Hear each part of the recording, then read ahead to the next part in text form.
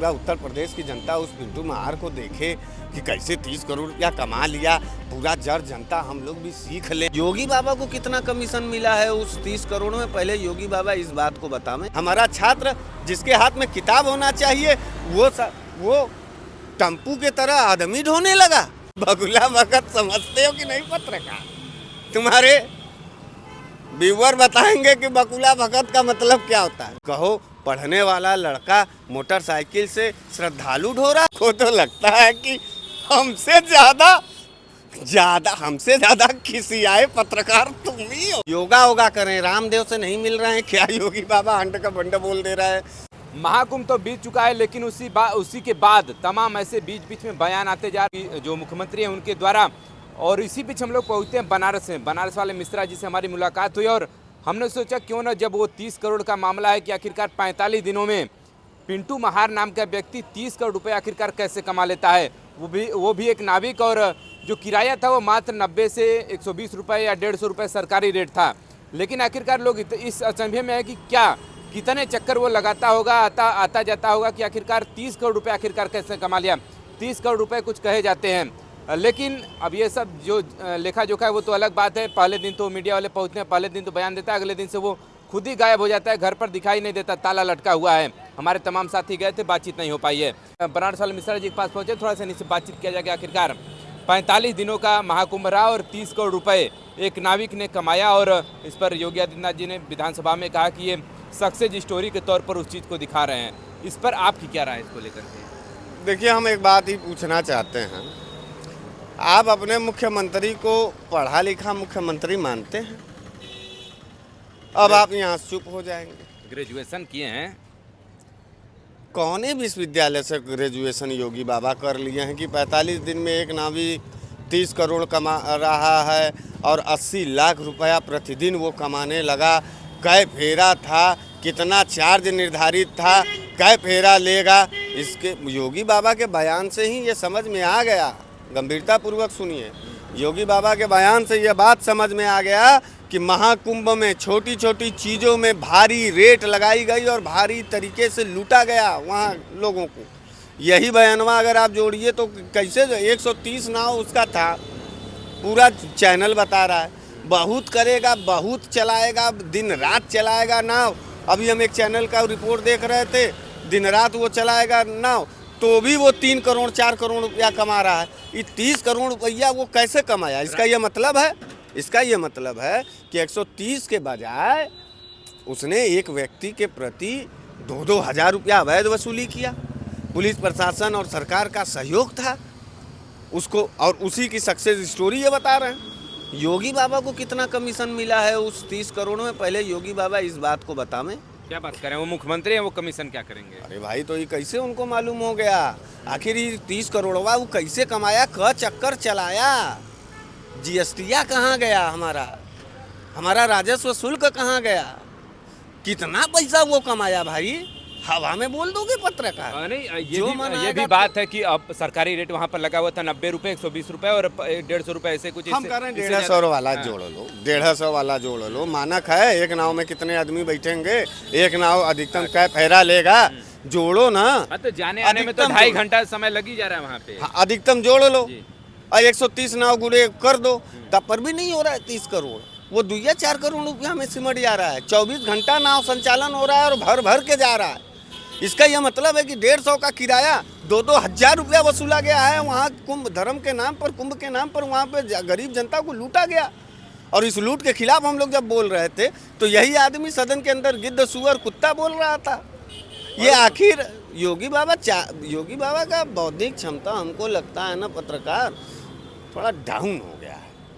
समझ नहीं पा रहे हैं वो कि उनको क्या बोलना है, वो क्या बोल जा रहे हैं। उनके अधिकारी या तो उनको बरगला करके उनका छवि क्षतिग्रस्त कर रहे हैं, या तो फिर वास्तविक रूप से, मानसिक रूप से थोड़ा डिस्टर्ब हो गए हैं हमारे योगी उसमें बाबा। कुछ और भी बातें, पहले दिन तो पेपर वालों ने भी सक्सेस स्टोरी छापा, लेकिन वहीं अगले दिन फिर कह देते हैं कि ये एक तरह का अपराधी है, अपराधीकृत किया हुआ है। और वहाँ नैनी थाने में पहले से ही और पूरे परिवार इसके दोनों भाइयों पर भी। सुनिए ना, विधानसभा में बुला करके सक्सेस स्टोरी के नाम पर पप्पू, क्या नाम है उसका, क्या नाम? पिंटू महार। हाँ, पिंटू महार को जो है सम्मानित कर दें, बुलावें थोड़ा, पूरा उत्तर प्रदेश की जनता उस पिंटू महार को देखे कि कैसे 30 करोड़ रुपया कमा लिया। पूरा जर जनता हम लोग भी सीख लें कि कैसे भैया धर्म के नाम पर लगे हुए मेले में कैसे जेब कतराई करना चाहिए, कैसे लूटना चाहिए, उसके मुंह से सुने। बगल में योगी बाबा बैठे रहें, हम लोग भी जाने। यार पूरी तरीके से ना निर्ममता से लूटा गया है, डकैती, जेब कतरा किया गया है, जेबों को काटा गया। क्या बताएं, क्या कहें। अब कुंभ पर योगी बाबा की ही बात को मान करके हम कर रहे हैं। अगर 130 करोड़ कमा लिया 45 दिन में, तो भारी लूट का शिकार हुआ। वहाँ जितने लोग धर्म के नाम पर गए थे उनको लूटा गया धर्म। अब तो उसके ऑडियो भी वायरल हो रहे हैं कि धमकाते हुए और प्रत्येक नाव से 5-5 हज़ार रुपये वसूली, उसकी जो जितने भी नाव वहाँ चलते थे 5-5 रुपये गुंडा टैक्स की तरह वसूला गया, बता रहे हैं। तो तमाम खबर चला रहे आप हैं। बता रहे हैं कि गुंडा भी है, माफिया भी है। तो खबरों में तो चल ही रहा है। पहले योगी जी उसकी सक्सेस स्टोरी बताते हैं, उसके बाद मीडिया वाले छान करके निकालते हैं उसके पूरे बैकग्राउंड। तो इसका ये मतलब है कि जितने माफिया हैं उसी को सक्सेस स्टोरी के रूप में ये प्रदर्शित कर रहे हैं। जितने चोर उचक्के माफिया कातिल दंगाई हैं वो सब के सब जो है योगी बाबा के संपर्क में है और उसी को महान ही बना रहे हैं पिछले 10 साल से। और हम लोग भोले भाले उत्तर प्रदेश की जनता मारताली थपोड़ी पीट करके बौरा करके अपने अतड़ियों से खून चुसवा रहे हैं धर्म के नाम पर, जाति के नाम पर। अभी तो एक और बयान आ गया योगी आदित्यनाथ जी का कि जितने वहाँ पर 4 लाख स्टूडेंट प्रयागराज में प्रतियोगी परीक्षाओं की तैयारी करते हैं, वो भी अपना बाइक चला करके उस बाइक का पैसा निकाल लिए वहाँ से जो श्रद्धालु आए थे उनसे। फिर से वही सवाल हमारे सामने उठा पत्रकार। नहीं, हमारे कहने का मतलब बयान आया है योगी आदित्यनाथ जी का, तो इस पर आपका क्या रिएक्शन? फिर वही उसी रिएक्शन के साथ यही सवालिया मन में उठ रहा है बार बार। हालांकि आप उसका जवाब नहीं दे पा रहे हैं कि योगी बाबा हमारे कितना पढ़े हैं, हम उनकी जानकारी।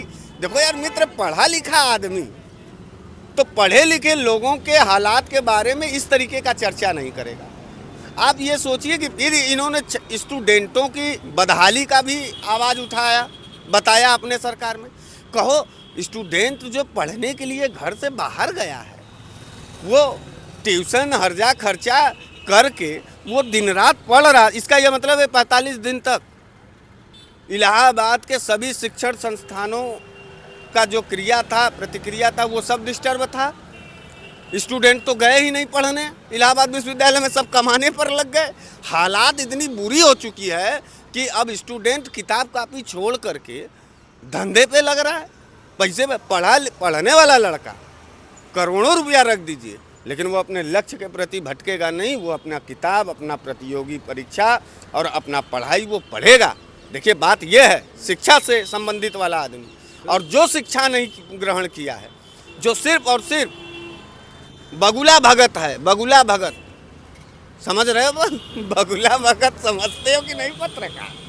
तुम्हारे व्यूअर बताएंगे कि बगुला भगत का मतलब क्या होता है।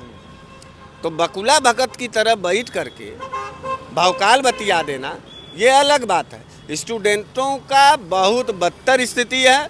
इलाहाबाद विश्वविद्यालय में पढ़ाई के जगह जब स्टूडेंट कमाई पर लग गया, तो इसका ये मतलब है कि उसका घर भी बहुत ज़्यादा परेशान है और उसकी निजी जीवन भी बहुत ज़्यादा परेशान है। तो उसमें तो विद्यालय के साथ ही साथ 24 फरवरी को यूपी बोर्ड का एग्जाम था, वो भी स्थगित किया गया था प्रयागराज का, वो तो बाद में होना है। भैया मेरे तो शिक्षा पर सबसे ज़्यादा हमला है। गधाहा कैसे बनोगे, अंधभक्त कैसे बनोगे? तुम जब पढ़ लोगे तो तुम जो है IAS PCS हो जाओगे, जागरूक हो जाओगे, पीढ़िए समाज अपना हिस्सा मांगने लगेगा। पिछड़ा दलित अल्पसंख्यक जब जानकार हो जाएगा, शिक्षित हो जाएगा, तब जो है इस देश के संविधान की रक्षा करने लगेगा। तब धर्म का और जाति का रक्षा का बात कौन करेगा जब तुम लोग बेवकूफ़ रहोगे तो, नहीं रहोगे तो इसलिए जानबूझ के शिक्षा के ऊपर हमले हैं। और जितने भी पाखंडवादी चीज़ें हैं जिसमें आपको बरगला करके, आपको भ्रमित करके, आपको परेशान किया जा रहा है, आपको फंसाया जा रहा है, और वहीं में आपको जो है 10 साल हमारे उत्तर प्रदेश का छात्र नौजवान पीछे ढकेल दिया गया। अब उसका कैरियर कभी स्टैंड नहीं होगा। और उन छात्रों के जिन माँ बाप ने, जो छात्र आज बर्बाद हो रहा है, उसके जो माँ बाप ने पाप किया भारतीय जनता पार्टी को वोट दे करके, जानते हो उस पाप का परिणाम क्या होने जा रहा? आज उसका लड़का निहंगों की तरह या अपराधियों की तरह या नशेड़ियों की तरह सड़क पर दिखाई देगा। जब उसको रोजी रोजगार नहीं मिलेगा तब भाजपा और आरएसएस वाले उसको धर्म का माइंड वॉश करके नशा करा करके उसको मस्जिद के सामने कहीं खड़ा करा के गोली मरवा देंगे। हमने देखा है बहराइच में, हमने देखा है आगरा में, हमने देखा है सहारनपुर में, हमने देखा है हर जगह, लखनऊ से लेकर के कन्नौज तक में। हमने भारतीय जनता पार्टी के द्वारा जितने भी छात्र हैं भारतीय जनता पार्टी के शासनकाल में, उनका कैरियर अंधकार हो गया। कहो पढ़ने वाला लड़का मोटरसाइकिल से श्रद्धालु ढो रहा है, कितना बड़ा दुर्दिन आ गया। हमारा छात्र जिसके हाथ में किताब होना चाहिए वो टम्पू के तरह आदमी ढोने लगा। ये बात बता रहा है हमारा योगी आदित्यनाथ, और कह रहा है कि मोटरसाइकिल का दाम निकल गया। छोटी सोच और छोटी बात वाले योगी आदित्यनाथ हैं। हमेशा इनके मुख से हमने छोटा बात सुनने को हमको मिला। हमको कभी नहीं लगा कि ये उत्तर प्रदेश के उत्तम मुख्यमंत्री हैं। हमको हमेशा लगा ये जालिम भारतीय जनता पार्टी का और बेहद छोटी सोच वाले ये मुख्यमंत्री, ये भाजपा के मुख्यमंत्री हैं, ये उत्तर प्रदेश के मुख्यमंत्री नहीं हैं। तमाम विरोधी पार्टियां वाले तो बड़ा महाकुंभ को लेकर के, लेकिन अब 66 करोड़ लोग श्रद्धालु वहाँ पर पहुंचे और साथ ही साथ 55 लाख विदेशी सैलानी वहाँ पर स्नान करने आए। इससे पहले 4 सैलानी केवल आए थे पिछली बार कुंभ में जो है। हमको तो लगता है कि हमसे ज़्यादा किसी आए पत्रकार तुम ही हो भाजपा से। काहे इतना चुन चुन करके सवालिया कर रहे हो? सब वही योगी बाबा का तुम बुराई बता रहे हो। पिंटू महार में झूठा साबित हुए। आप कैलकुलेशन करके कर लीजिए। फिर आपने बताया फिर योगी बाबा का कि छात्र नहीं बाइक का पैसा कमा ले गए, उसमें हमने आपको बता दिया। फिर आप कह रहे हैं विदेशी सैलानी 66 करोड़। मैंने 66 करोड़ यहाँ के श्रद्धालु, 55 लाख विदेशी श्रद्धालु। हाँ, 66.5 लाख हो गए, 66.5 करोड़ हो गए। 45 दिन में 66.5 करोड़ की गिनती हो गई पत्रकार। लेकिन 869 जो श्रद्धालु हमारे कुंभ के किनारे मार दिए गए, उनका आज तक ये योगी बाबा जी, उनका आज तक इनका रिकॉर्ड नहीं निकाल पाए। ये है दुख। मरे हुए लोगों का कोई अस्तित्व नहीं है। जिंदा लोगों के ऊपर कैसे राजनीति की जाएगी? योगी बाबा का ये तीनों सवाल और ये तीनों जवाब इस बात को बताता है कि योगी बाबा का मानसिक रूप से विक्षिप्त हो गए हैं। योगी बाबा से कहो कि थोड़ा दूध, मलाई, केसर, पिस्ता, बादाम उत्तर प्रदेश शासन का खा पी करके थोड़ा बुद्धि योगा करें। रामदेव से नहीं मिल रहे हैं क्या? योगी बाबा अंड का बंड बोल दे रहा है।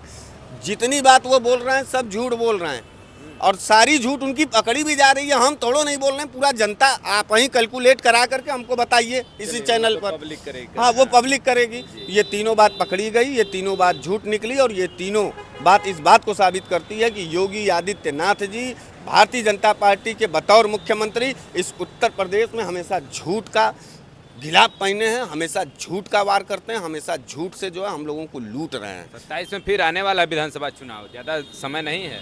कोई बात नहीं है, पीडीए की सरकार बनने वाली है, अखिलेश यादव जी चीफ मिनिस्टर होने वाले हैं। बात कर रहे हैं, यही बात सही है। हाँ, यही बात सही है। पीडीए को मजबूत करिए। और वैसे आपका तो बात विचार व्यवहार हम देख करके बड़े खुश हुए, लेकिन हमको आपका यह सवाल इस बात का दर्द कराता है कि अभी सीतापुर में ऐसे ही आपकी तरफ बागी एक पत्रकार था स्वतंत्र, उसकी कल हत्या हो गई गोली मार करके। योगी बाबा जी इस बात को नहीं बताए होंगे कि हमारे शासनकाल में स्वतंत्र पत्रकार 650 से ऊपर मारे गए और जेल में और फर्जी मुकदमे में फंसाए गए।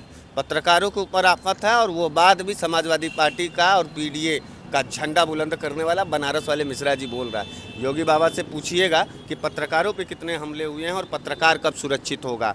जो भारतीय जनता पार्टी के पक्ष में सवाल कर रहा है उसका तनख्वाह बढ़ाया जा रहा है। जो जनता के पक्ष में आप जैसा पत्रकार जब पूछ रहा है तो उसके जान के ऊपर खतरे हैं। तो यह स्वतंत्र पत्रकारिता पे भी एक वो है। इसलिए आपकी जान बचाने के लिए हम लोग 27 में श्री अखिलेश यादव जी को चीफ मिनिस्टर के रूप में, मुख्यमंत्री के रूप में स्वीकार करेंगे और उनका सरकार बनाएंगे, समाजवादी सरकार बनाएंगे। बहुत बहुत धन्यवाद। चलिए, बहुत बहुत धन्यवाद। देखिए, हमारे साथ मिश्रा जुड़े हुए थे और महाकुंभ को लेकर के जो तमाम बयान हैं, चाहे वो पिंटू महार का हो जो 30 करोड़ कमाने की बात है 45 दिनों में, और चाहे जो छात्रों की बात करें कि लगभग 4 लाख प्रतियोगी छात्र प्रयागराज में रहते हैं, वो भी बाइक चला करके बाइक का पैसा निकाल लिए हैं।